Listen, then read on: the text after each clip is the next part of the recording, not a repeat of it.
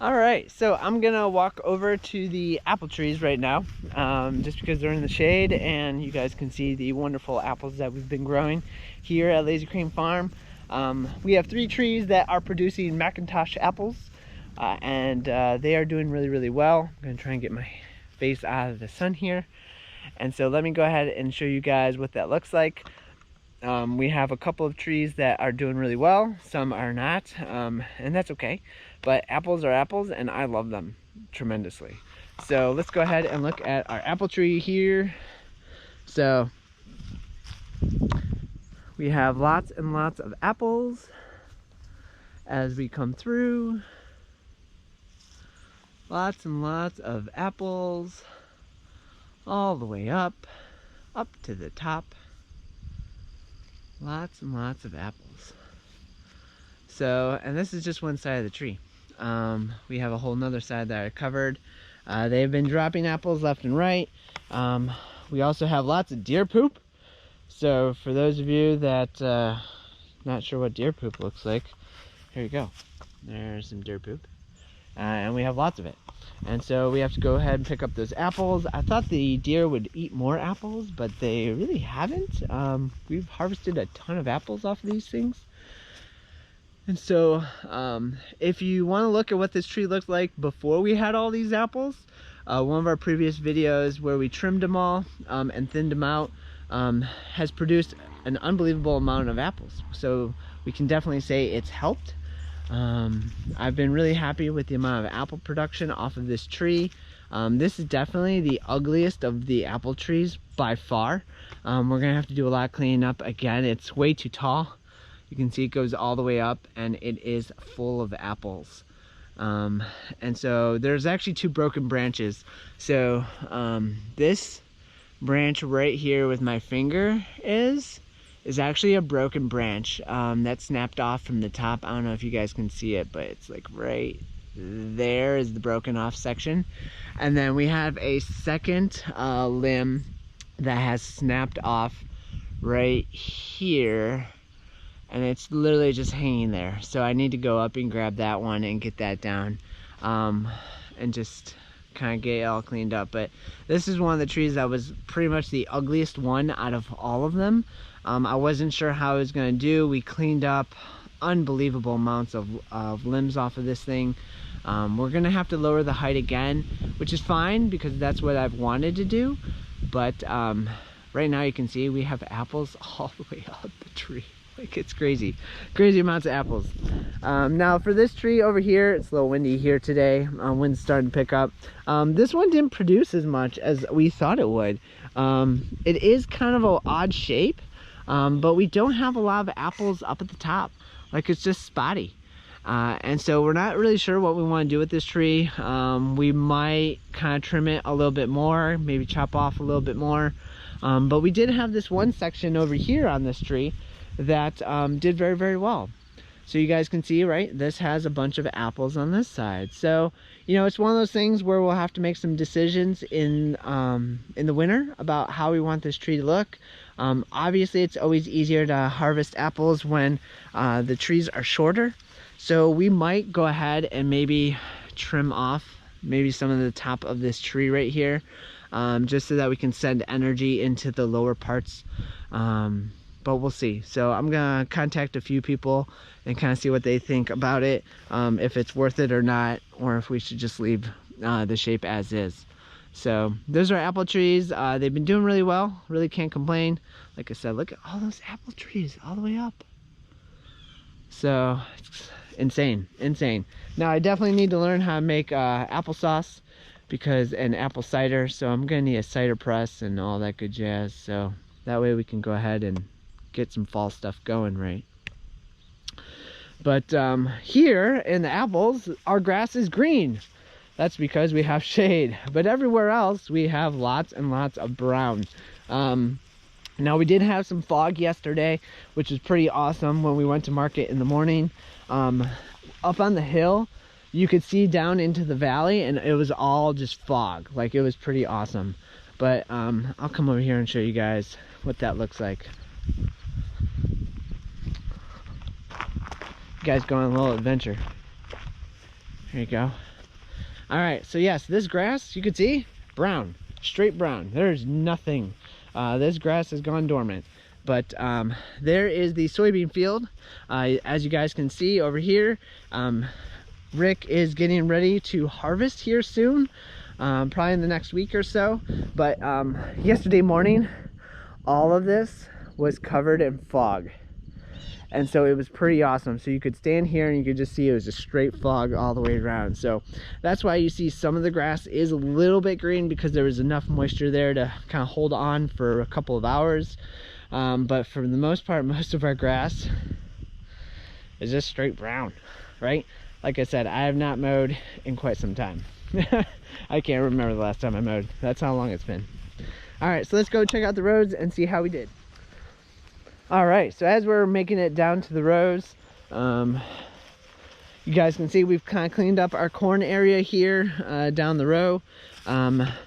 We are not going to be doing corn like this again. We're actually going to move all of our beds this way so that they are in line with these guys over here, so that we have 50-foot rows instead of 32.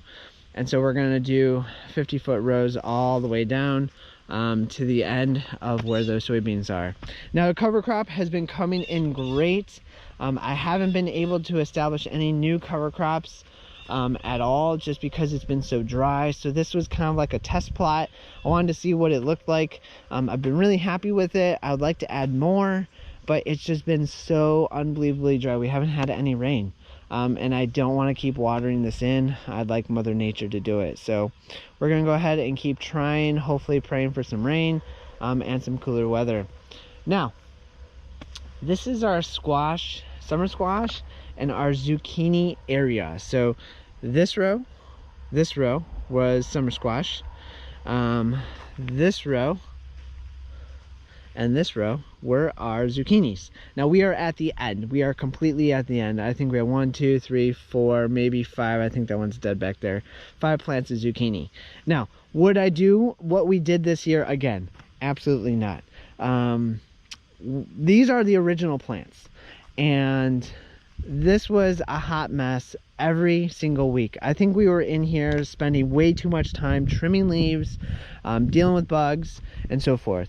And so next year, what we're going to do is we're going to kind of simplify. We also produced way more squash and zucchini that we knew what to do with. I mean, it was unbelievable the amounts that we picked.